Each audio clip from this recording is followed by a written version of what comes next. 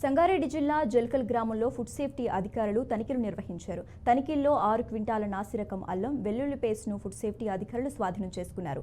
ప్రజల ఆరోగ్యంతో చెలగాటం ఆడుతున్న వ్యాపారిని పోలీసులు అరెస్టు చేసినట్లు సీఏ అశోక్ తెలిపారు.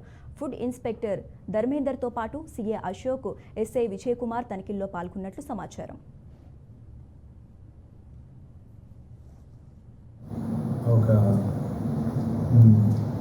అల్లం వెల్లిగడ్డ పేస్ట్ తయారు చేసే ఒక కంపెనీ మీద 4వ తారీఖు నాడు రైడ్ చేయడం జరిగింది.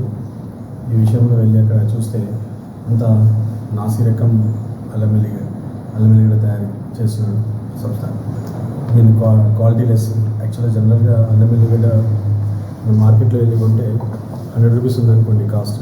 ఇది ఒక 20 రూపీస్కి 15 రూపీస్కి అట్లా కేజీ లూజ్ వేస్ట్ అల్లం వెల్లిగడ్డ. అవి కొంత శాంపిల్స్ తీసుకొని ఫుడ్ ఇన్స్పెక్టర్ గారు దీన్ని హైదరాబాద్ ల్యాబొరేటరీకి పంపించడం జరిగింది. ఆ ల్యాబొరేటరీలో రిజల్ట్స్ వచ్చాయి.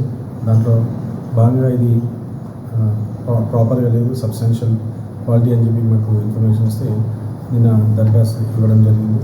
దీని మీద మేము కేసు కట్టి మా ఎస్ఐ గారు దీని మీద విచారణ చేస్తున్నాము. దీని మీద ఈ ముద్దాయిని పట్టుకొని తీసుకొచ్చాము. ఇతని పైన కేసు బుక్ చేయడం. ఇతని పేరు వసీం, తండ్రి